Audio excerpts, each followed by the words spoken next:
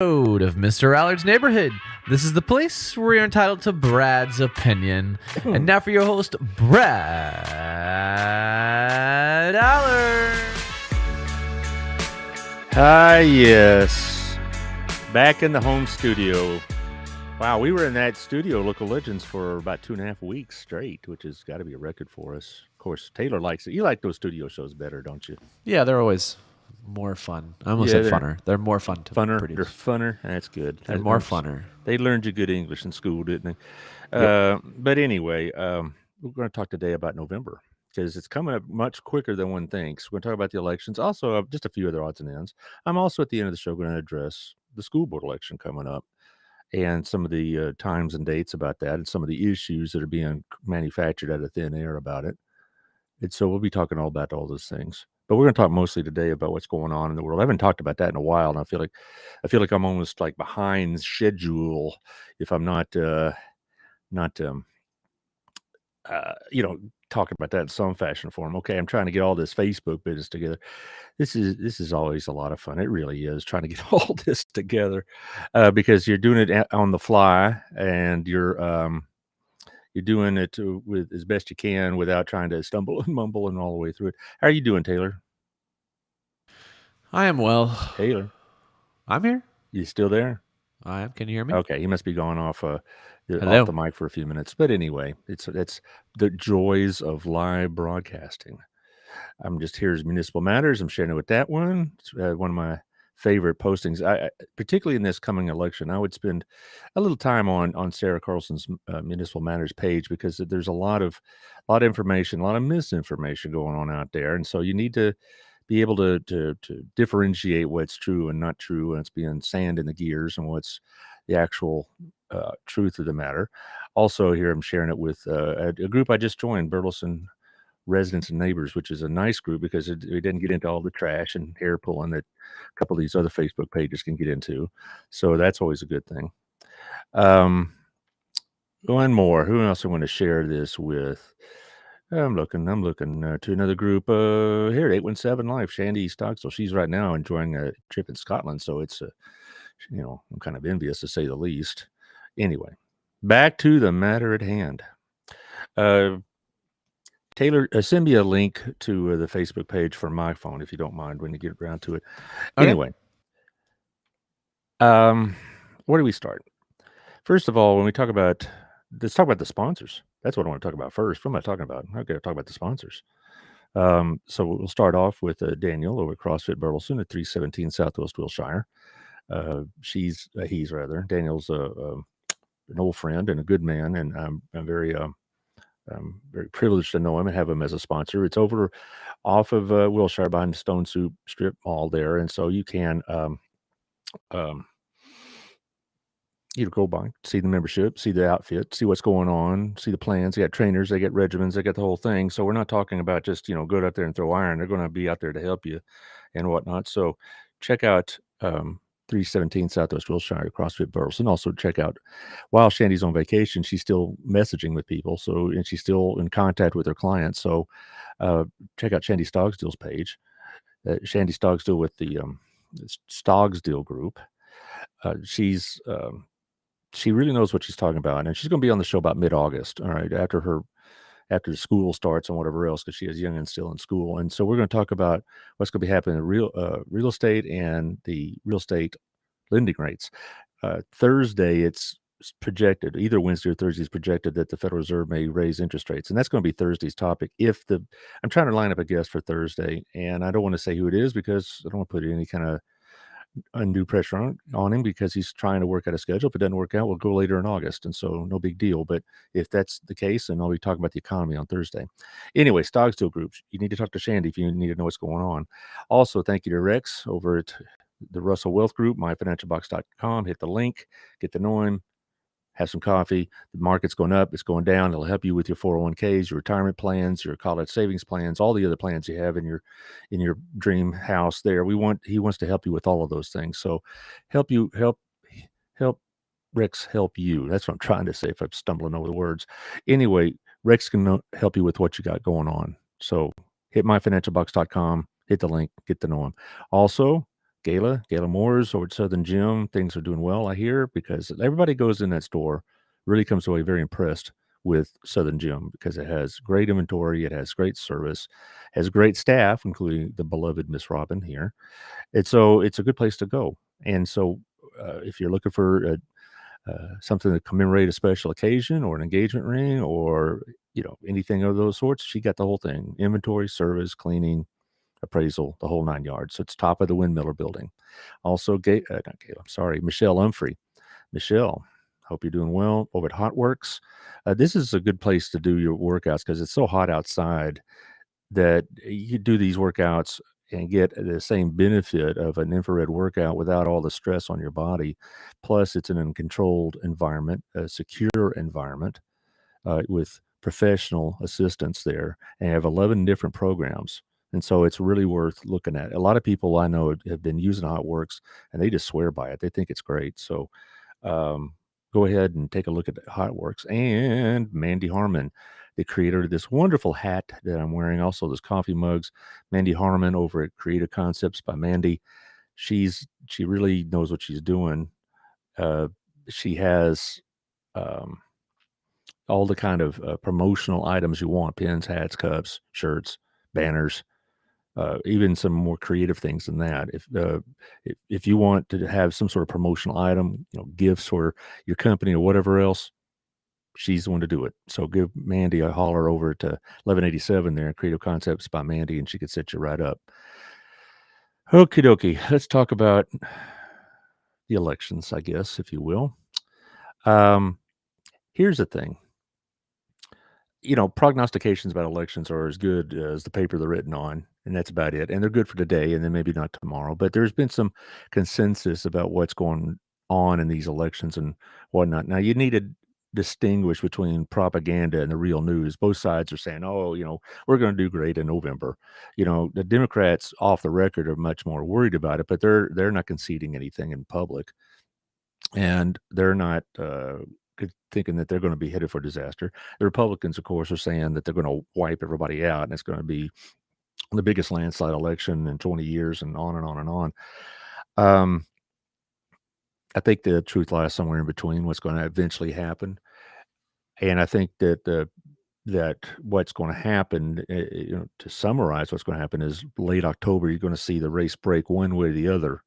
In other words, you're going to get down to the last week, last 10 days, and you're going to see the polls move decidedly in one direction or another. And I'm thinking it's going to be towards the Republicans, because that's normally the case in off-year elections, is that the party out of the White House usually picks up that last bit of momentum in the last week, 2 weeks. I mean, it's happened in most elections that I've ever observed, that the party out of the White House tends to have the independents and the less committed and maybe those aren't paying as much attention but are going to vote anyway.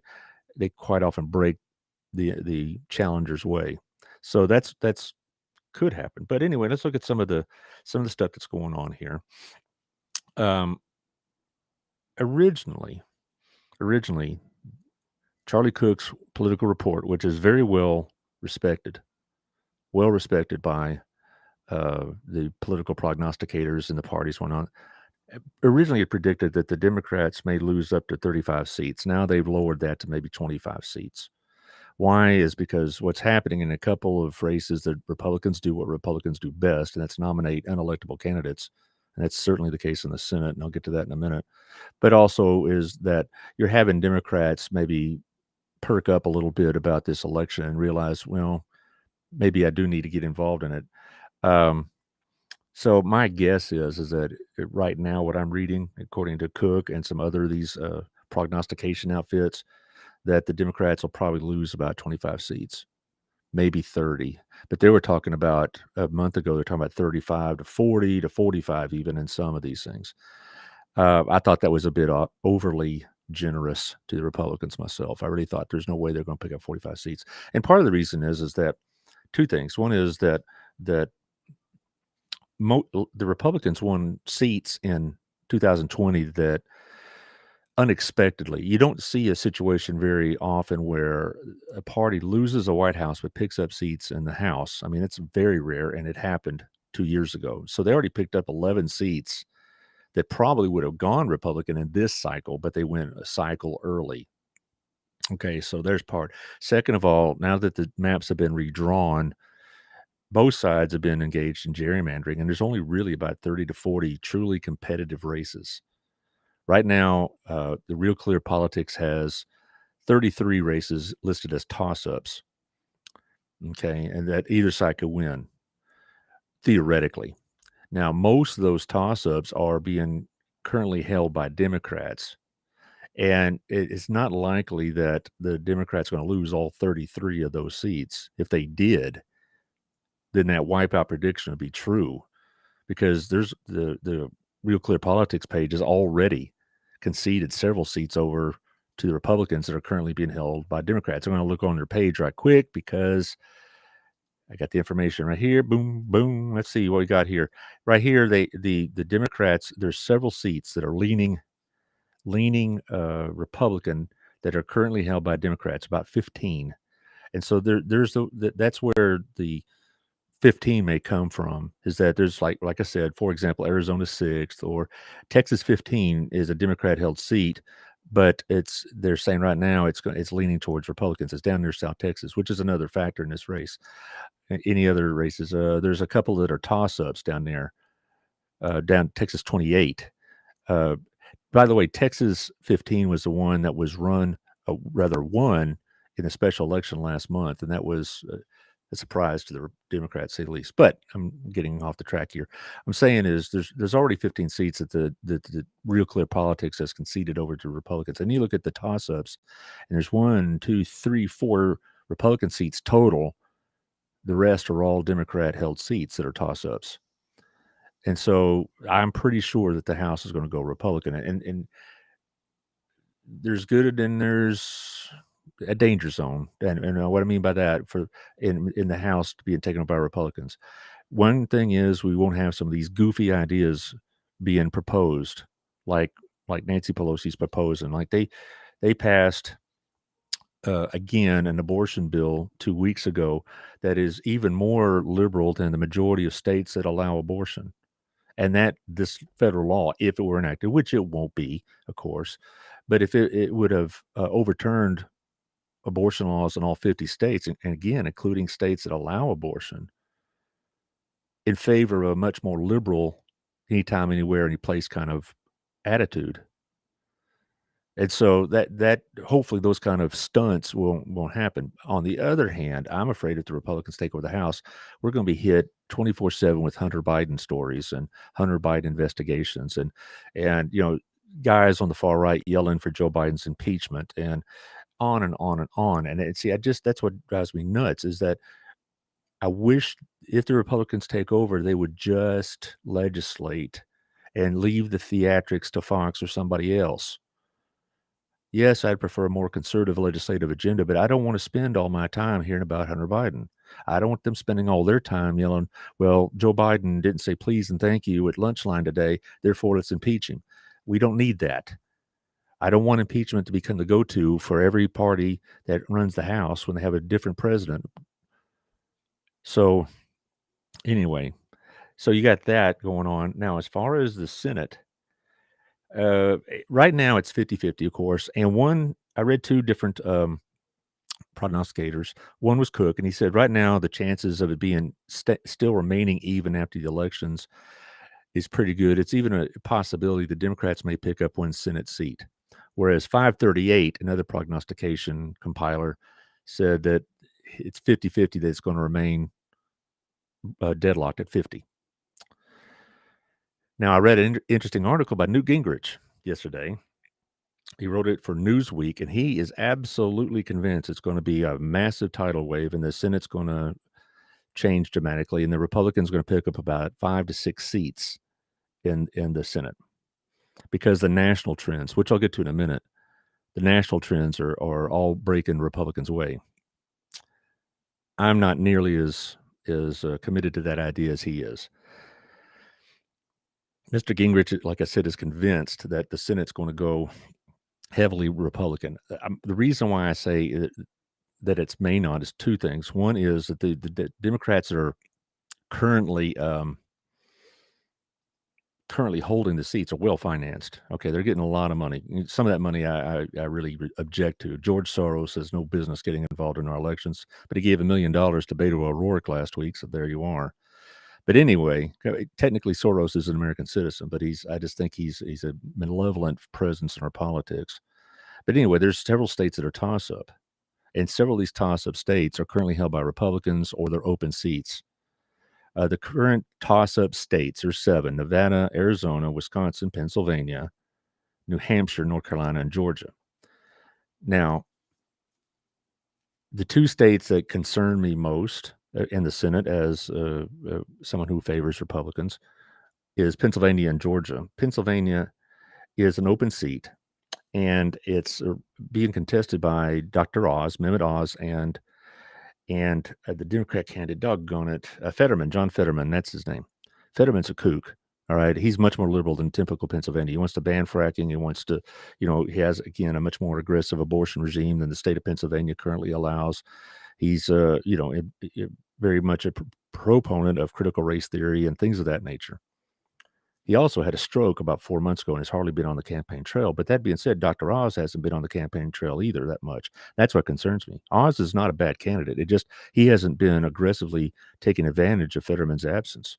He has not campaigned with a lot. Another state, by the way, it's not considered a toss-up, but another state has be concerned is Ohio, and then another Missouri, but I'll get to them in a minute. Fetterman and Oz, if it was, all things being equal, Fetterman might have a slight edge because he's the lieutenant governor of that state, but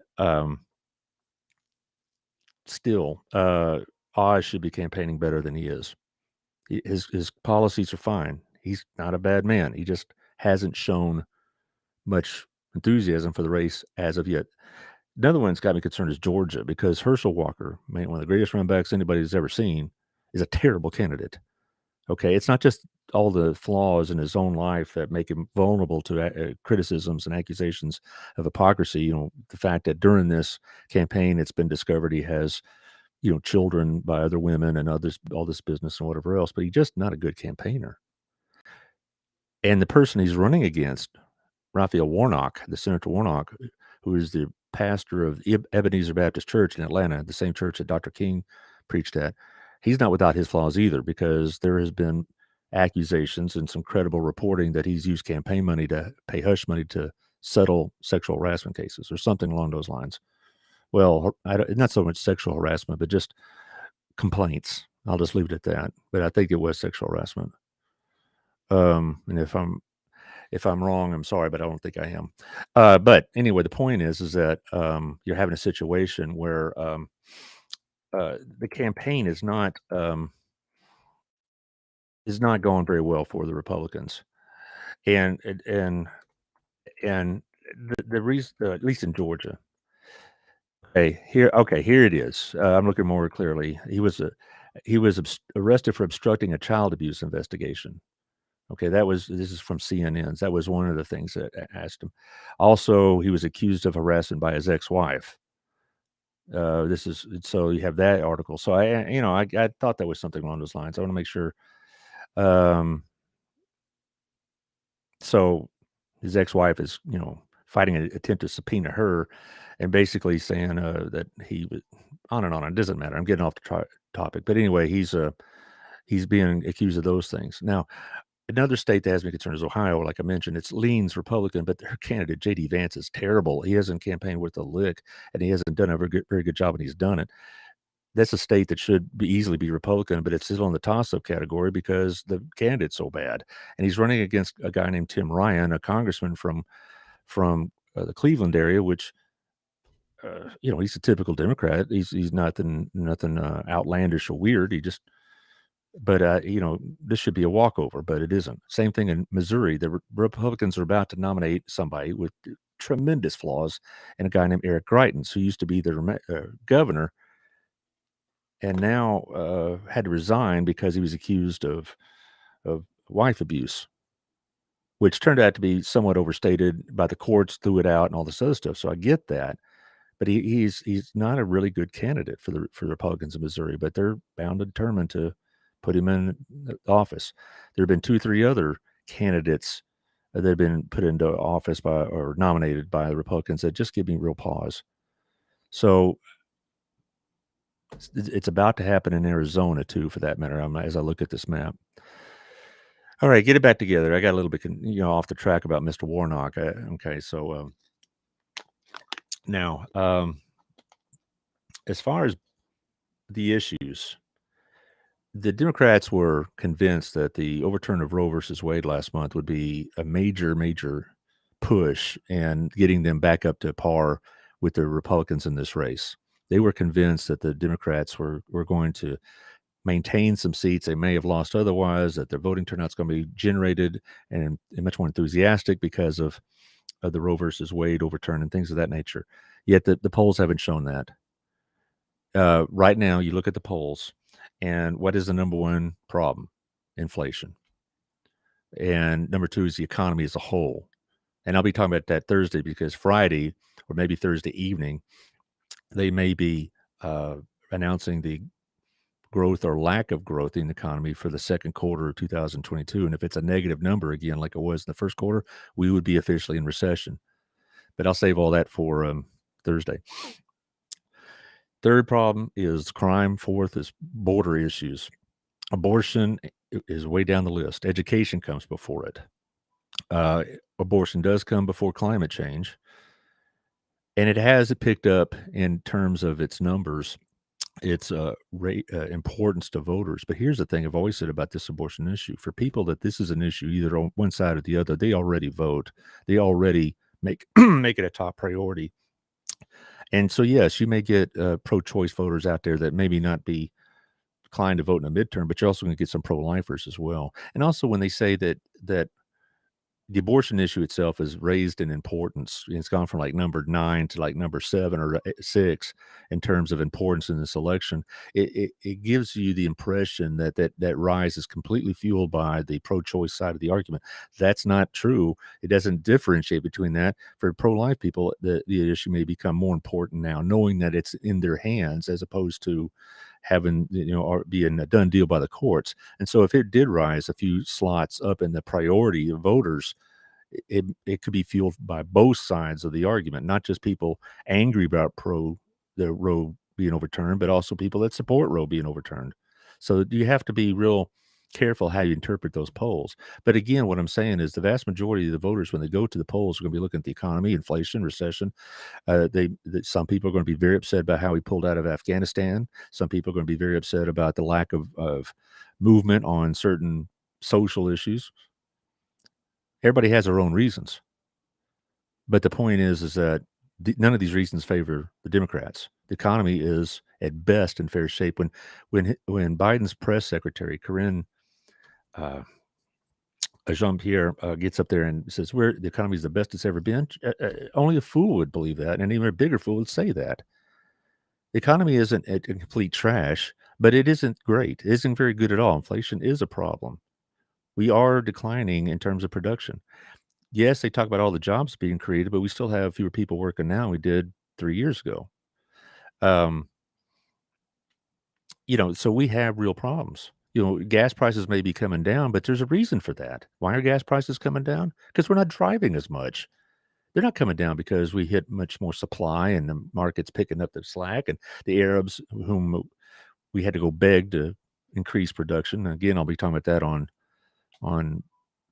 Thursday. None of these things have happened. It's just that we're not driving very much. I'm still in the same tank of gas I got about 3 weeks ago because I'm just not driving very far. It's not like I was going to go, tour the country, but if I have a drive that makes me leave Burleson, I need to make sure I combine my trips and that I need to go, not just I want to get out of town or something like that. So that's a real problem. And here's another thing. I want to get to this on the other side of the commercials, and that's the impact of Joe Biden. But Joe Biden is having a major drag on the ticket. There's no question about it. But I want to get back to these issues one more time. When people go to the polls, a lot of times their mindset is, yes, I understand that this issue, that issue is important, but this is the one that impacts me the most. And it's almost always economically related. Back in 1992, Bill Clinton ran on a campaign slogan, an internal slogan. It's the economy, stupid. that was phrased by his campaign manager, James Carville, whom you may have seen on some of these holler and shout shows. But that's the truth.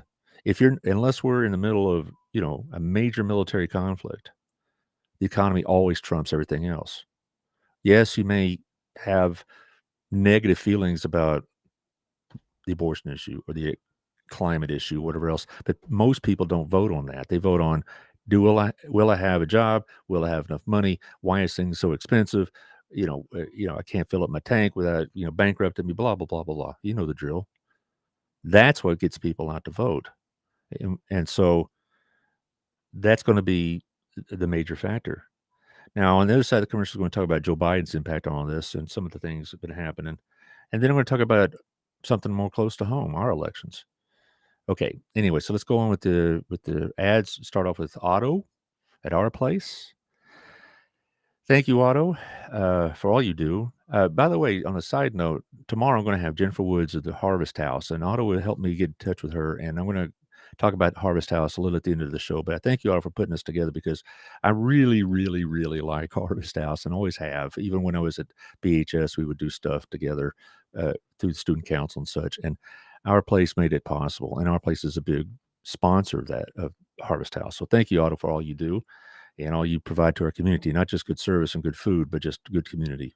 We appreciate that. Same with Chris. Chris is doing the same thing. Chris over at Wild Cigar and Culture, Chris Notaboom, has really made a great joint over there because even if you're not a big cigar smoker, if you want to try one, they'll help you find something that you might fit what you're looking for. But even if you don't want a cigar, you can have a drink, have a conversation, have a little peace and quiet, a little relaxation. A good place to do business in the afternoon or in the early evening. A good place to go after work. And so it's a nice place because, you don't sometimes you go to these bars and it's fine, but it's loud and it's, TV's blasting at you. And this is a place you can have a conversation and hear yourself think. So thank you, Chris, for what you provide. Also, Local Life Magazine, locallifetx.com is up. The magazine will be out probably in about 10 days or so. Tiffany is coming back from vacation. And she's had a good time, apparently, because she's been posting a bunch from Hawaii and California and these other places. But Tiffany does a real service to this community. It's one of the best advertising areas outside of Mr. Allard's neighborhood, of course, but which I advertise in this magazine because I know and I get results. And people get results by advertising in this magazine because it goes to 30,000 homes and over 110,000 people. And she has all these events that the community's lined up for the month. She sponsors or promotes city events. It's a real service to the community. So locallifetx.com for latest issue in the August issue will be out in about, it's the 25th, probably about 10 days. Okay. Let's talk about Joe Biden himself.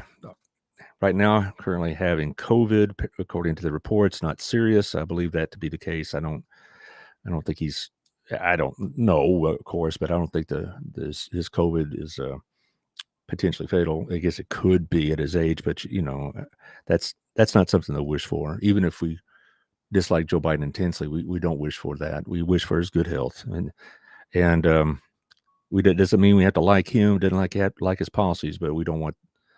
We're going to maintain some civilized conduct and wish him the best. Anyway, Joe Biden's age is interesting because it was an issue back in 2020, and the New York Times and Washington Post were like, "Oh, that's just you just being ageist and whatever else." I really worried about it, not just because of Joe Biden's policies, but I worried about his age and cognitive abilities then because he never left that basement. And he had very, very few events. And even when he was in the basement, he had very few interactions. They limited his schedule. Now they limit his schedule even more so. And this is pre-COVID. I don't mean since he's gotten COVID. I'm talking about they've limited his events throughout his administration. He does not do anything past mid-afternoon. He has no night events.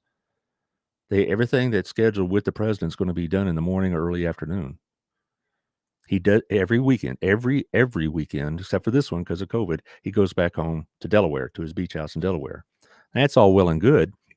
But the point is that he doesn't put in a full day's work. All right. And a lot of that has to do with the fact that he is 79 years old. And he is not as fast as he needs to be. mentally or otherwise. And that's not me saying it anymore.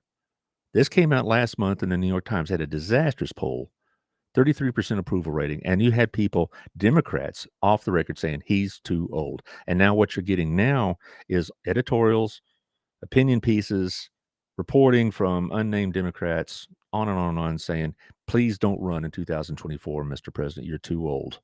And that people, unnamed Democrats, not just guys hollering on Fox, but the unnamed Democrats are leaking it out to their supporters in the press, these little sound bites and trial balloons saying Joe Biden is too old and his health is not good and his cognitive abilities have gone down. And if you think I'm being mean, watch him give a speech.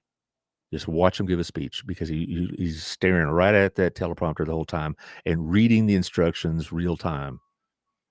End of quote, repeat the quote, and that kind of stuff. And exit stage left routines and all this other stuff. He has very, very managed appearances. He has very few impromptu appearances. He doesn't interact with the press spontaneously at all. He doesn't interact with the American people spontaneously. Everything is scripted and rehearsed to the nth degree. And so here we have a situation where the people are thinking, is he going to be able to make it all 4 years? And see, and for me to have said that a year ago, people would have been critical. I'm just quoting the Post and the Times now, the two main Democrat pump organs. The Fox and the Crew and all have been saying this for years, but I'm just saying that now that quote the liberal mainstream media has brought it up, it's been on NBC News. I saw a couple of episodes where people were talking about his age on the nightly news and his apparent decline and all this. It's now an open topic of conversation, and it was brought open by Democrats themselves who are worried that Joe Biden is going to insist on running again in 24. And if that happens, two things will happen.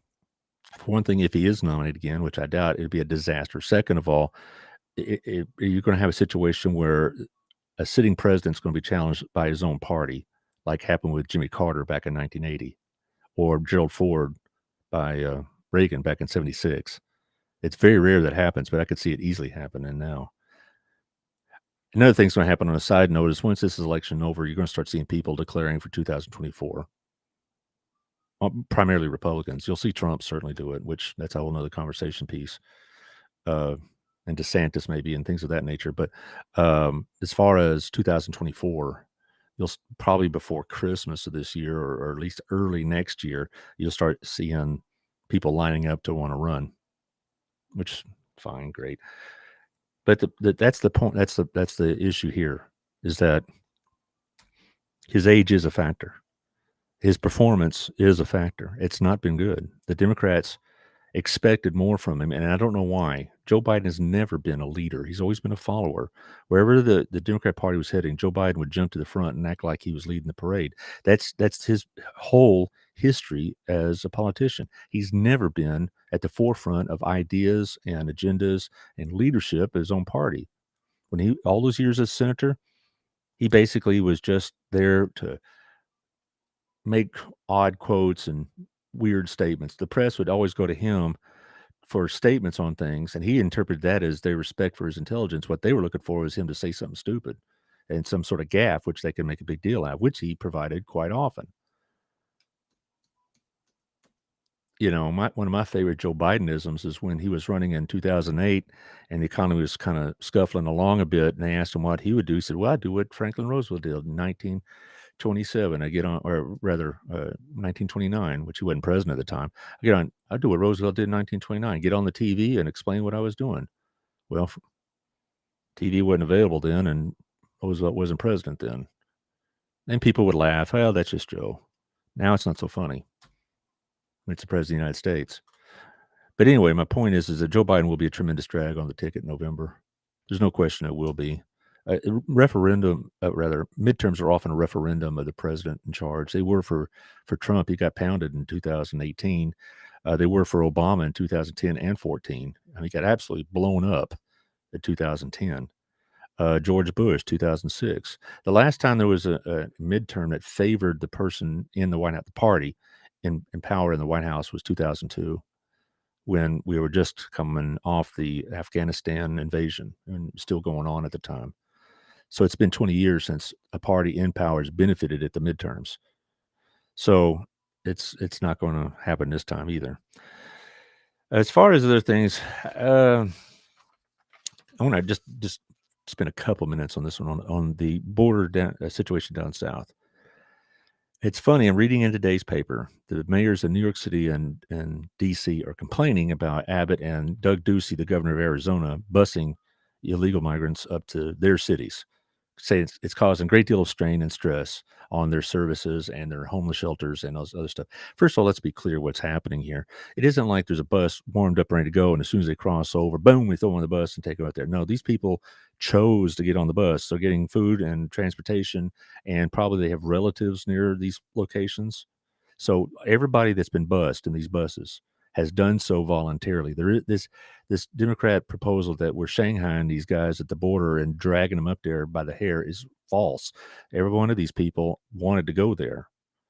And so basically what they're doing, what Abbott and Ducey are doing, is spreading some of the illegal migration up north. And the mayor of Chicago is complaining. The mayor of Philadelphia is complaining. They're all complaining about these migrants in their city that they can't take care of. And I'm thinking, really? Now you know. See, for a lot of people, particularly past the border areas, they think this is a non-existent issue. Not for us, and not for the millions, and that's plural. Since Biden's taken over, what's happened is the vast majority, well over a couple of million of these legal entries, they put them through this process and then release them into the United States with the promise that they return for a court appearance, which only 1 in 4 ever make. And so we have no idea. Honestly, we have no idea how many people are in this country illegally. We have totally lost control of that number. And they talk about, crime and all this other stuff. Actually, legal residents are much less likely to commit a crime than American citizens are for various reasons. Because they don't want to get in trouble, they don't want to get deported, whatever else you want to say. But the idea that they're increasing crime dramatically, I think, is we're making a scapegoat out of them. But the point is, we don't know how many of them are here, and they do put tremendous pressure on our social services, on the schools, on the county hospitals and emergency rooms and things like that, and on housing, and on and on and on. And we have no idea. They've completely lost control of the border. The only Democrat that's making any noise about this is Henry Cuellar, who represents Texas 28 down at the border. And Henry Cuellar is a unicorn, so to speak, in the Democrat Party. He's the only pro-life and hardline immigration Democrat in the entire United States Congress. So if there's one Democrat that wins in November, I hope it's Henry Cuellar. Anyway, but the illegal immigration issue is it's out of control. We had 200,000 in June. We were expecting at least 10% more than that in July. We're going to break a record. The record for legal crossings, I believe, was in 2000. And also 2001 was a major year as well. Last year is in the top 3. This year could break the record. And so that's pretty serious. Anyway, on Thursday, I'm going to talk more about the economy as a whole. I got some articles I'm collecting about that. Let's talk about our local elections. How do I phrase this? Our friends at JOCO are doing what they do best, which is throw sand in the gears about this election, claiming it's illegal. This school board election is more important than you think, because what that side of the argument brings to this conversation is not the betterment of schools and the better for our kids, but to set agendas that favor a very select few of this community. It's part of a larger nationwide effort to take over school boards because they want to prevent critical race theory from being taught in schools and all this other stuff, which isn't taught in BISD. I could tell you that for a fact. But that's not the point. It's just that our friends at JOCO are claiming this is an illegal election, and I have no idea what they're basing that argument on. I will look at the relevant documentation. This is the legislation itself about the time and place of elections, Chapter 41, election dates and hours for voting, and subchapter 8, which is election dates, and subsection A says, except as otherwise provided by the subchapter, each of the general or special election in the state shall be held on one of the following dates. It lists 3 dates: the first Saturday of May in an odd number year, the first Saturday of May in an even number year, which is when we normally have these citywide and school-wide elections, or third, the first Tuesday after the first Monday in November, which is the general election day. Okay, what I just was talking about. Go to subsection B. B says subsection A does not apply to a runoff, an election held result tie, and number 3, read and listen carefully, an election held under an order of a court or other tribunal. This election is being held August 20th for one basic reason, is that Ms. Reed misapplied her application. She made mistakes on it, and the school district disallowed it, said that these were federal errors. So they went to court. Ms. Reed and her friends went to court, and the judge said these errors, while they exist, are not sufficient to keep her off the ballot. Okay, the court ruled. I don't know how it came to that ruling, but I wasn't in the room. Anyway, so the school board set the election on August 20th, and now they're saying it's an illegal election. I have no idea how they could say that. Basically, when they said that the runoff, this election could not, try again, this election can be determined in place and time by the school board, and it doesn't matter what date it's on because of the subsection B exemptions here. An election held under an order of a court or other tribunal. The court ordered this election to be held at a date not specified in the law. Therefore, the school board has the authority to set the date, and they did. And for whatever reason, Ms. Reed thinks that's an inappropriate date. It's illegal, and our friends at JOCO are going crazy about how this is an illegal election. They want to storm the school board meeting tonight and make some sort of racket about it. Now, by the time most of y'all hear this or see this, maybe Tuesday, Wednesday this week or something like that, and so we'll know what happened. And it may be a big bag of nothing, or it may be chaos. I know Ms. Reed and her friends want the latter, because they've been soliciting for it on the usual suspects on Facebook. This is the element that this side will bring to the school board. It already exists on the city council, and I am so glad, at least not for a change, we talk about SRO issues. I've been talking about that for 2 weeks now, and I think I've hammered it pretty good. But this is the element that this is brought to our city councils, and this is the element that it's trying to bring to our school board. Now, if I want to tell you all these terrible things about the ISD, about all the teachers leaving. Well, let me tell you, teachers leave all the time, and for all sorts of reasons. And I know they retire, they get another district to pay them more, or they may just get tired of teaching, which is certainly understandable, or their husband always transferred, or they want to stay home with their children, or health issues, and you take care of their parents. I mean, I've heard all these reasons. I've been in the school system for a long, long time, or was anyway, and I can tell you there are 2 or 3 years where teachers are bailing out of BISD for other reasons than I just listed. They weren't happy with the school system. That was 20 years ago, or maybe 15 years ago, under a much different management. Dr. Jimerson, you may agree or disagree with his decisions, but he's doing a good job as superintendent. He's doing a really good job as superintendent. You may agree or disagree with school board's decisions. That's fine. But they're doing a good job. I know those 7 people, and I know most of the people that have been on the school board for the last 15, 20 years, and they really do mean well for the teachers and the kids of this district. I can't say that this is a motivation for Ms. Reed. She's made nothing of those kind of statements. It's basically grievances about what the school district should be doing and not, or is doing and not should be doing, and how it's unfair. And they want to put out postings about how BISD is failing and this, that, and the other. BISD is a pretty good district, guys. It's a lot better than most around in the state.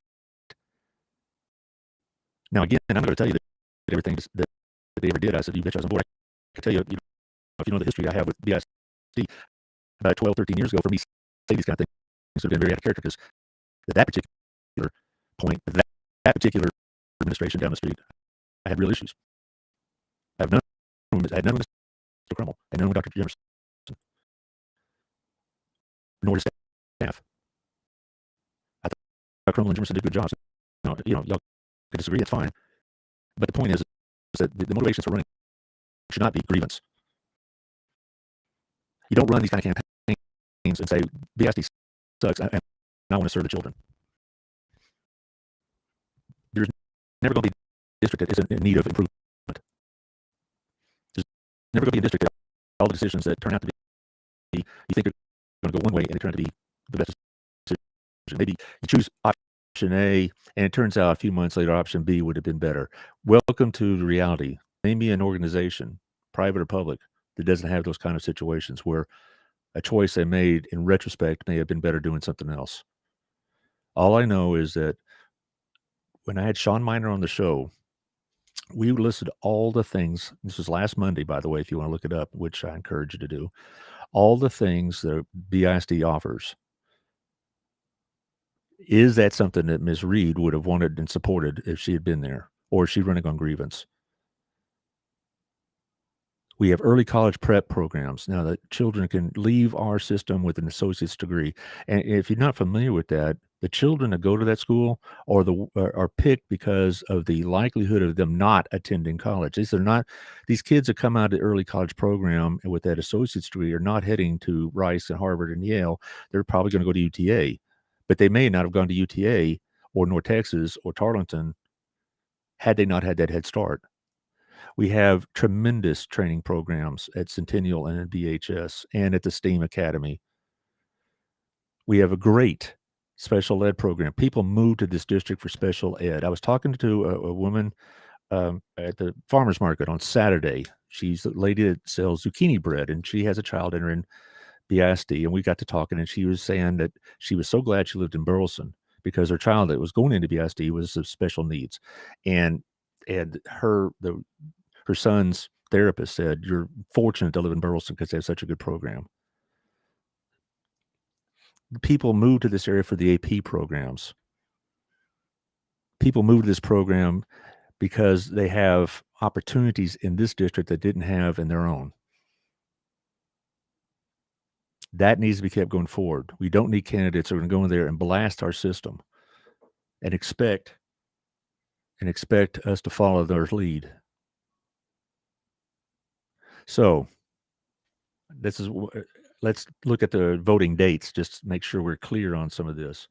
Early voting starts next week, August 3rd through 5th, 8 to 5 in the BISD conference room where they have the school board meetings, in other words.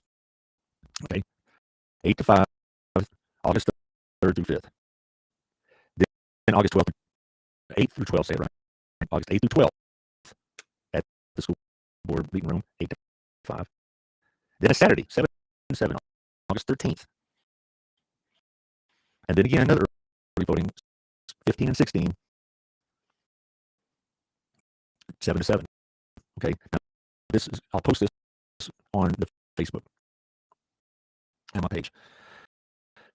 So August 3rd and 5th, August 8th and 12th, August 8th through 12th, August 13th, August 15th and 16th, and then Election Day, August 20th. You need to get out and vote. I've taught this in my classes for decades. The most important votes you cast are local votes. We can rant and rave about Joe Biden, which I did earlier, and it's all well and good, and we could be, get involved in national stuff, but it's these people, school boards and city councils and county commissioners, and the county judge, to make the laws and the taxes that you live under the most. So again, August 3rd through 5th, August 8th through 12th, August 13th, August 15th and 16th. You need to show up, Burleson. We don't need bomb throwers on the school board. I think we've seen enough of that already. And that's all I have to say about that. Now, a couple things I'd like just to program in notes. Tomorrow I'll be with Jennifer Woods of Harvest House there. Today, the 25th, they're opening up that resale center. Tomorrow we'll be talking about that. I'll be trying to unload my couch. Computer that for a while. So we talk about that and what opportunities it offers, and what they're going to be doing, and how you can get involved, and how you can contribute to that. So I look forward to that. Harvest House is an institution in this town, and I'm proud to have her on the show tomorrow. Also, when I talk about sponsors, I'm always looking for advertisers for myself. I hope that you hear these shows, you think this is something I want to be involved in. My other sponsors, most have been with me for quite some time now, and I think you can ask them that they feel like they're getting their money's worth, because I do know that people do is a nice where to go. My friend Gayla over at Southern Gym told me several times people said I heard about you on the show or saw the advertisement or whatever else, and so I think she would tell you that she prospers from it. Now, if you want to know rates and times and all the other details, private message me. But I hope you and your business would consider that, because I'm trying to expand. I'm trying to broaden my reach. The numbers are doing well, but they're slowly inclining over the months. So the numbers are good, but I'm trying to expand my reach and your reach as well. So there you are. So I'll see you tomorrow with Miss Woods. But let's run through the guys real quick since they did pay for this. Thank you, Daniel CrossFit Burleson. Hope you're doing well. 317 Southwest Wilshire.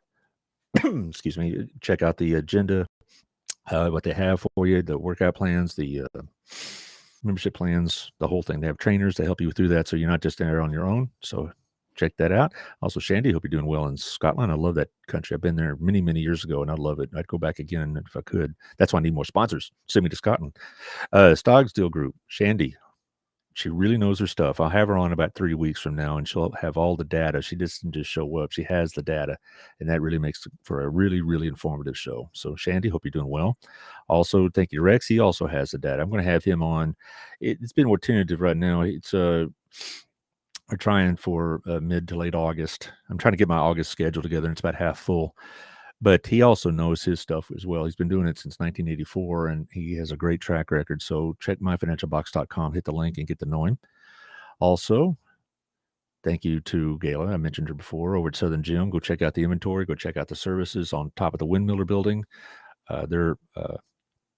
They really do great stuff, and Gayla does know her jewelry. I mean, she is an expert in this, and so there you are, Southern Gym on top of the Windmiller building. Also to Michelle, she also is an expert. 2 weeks ago, we had a show with her that I really, really liked. We just talked about stuff as opposed to just workout regimens, and she had a lot of good things to say.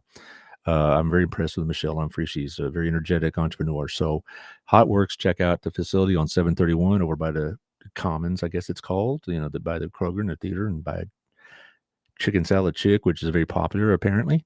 So Hot Works. Check out the workout programs.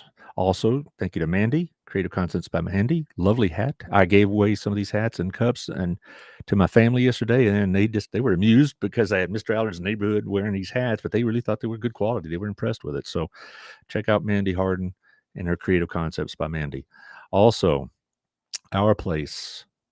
Thank you to Otto for all he does. I mean, I'm just trying to think about all he does right off the top of my head, and it'd take the rest of the time. But thank you for providing such a nice place to not just do business and have a good lunch or breakfast, but also just to feel at home. It really is our place. So I appreciate that very much. Thank you to Chris, another place where I feel at home, because you can have great conversations. You can have a decent drink. You can have a good cigar. You can have, enlightening conversation, whatever. And you can hear yourself. That's a big plus for old men like me. So Wild Cigar, go over there and enjoy your afternoon or evening over at Wild Cigar over by the Standard.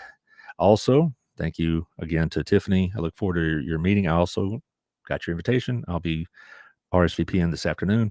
So it's a good time for Tiffany, and I appreciate what she does for this community. She really does have a good heart for this community. So Taylor, under an hour this time. How about that? Wow, look at you. Anyway, we'll see you tomorrow. I hope you spread this with your friends, particularly the latter part. I really spoke from the heart about the school board. It's very close to my heart, the school district, as it is for many of y'all, and it pains me to see people generating controversy and anger and accusations and making life difficult for people that already have a difficult enough job. They don't need this in their life. So show up, Burleson. This is important. So on that note, we'll see you tomorrow.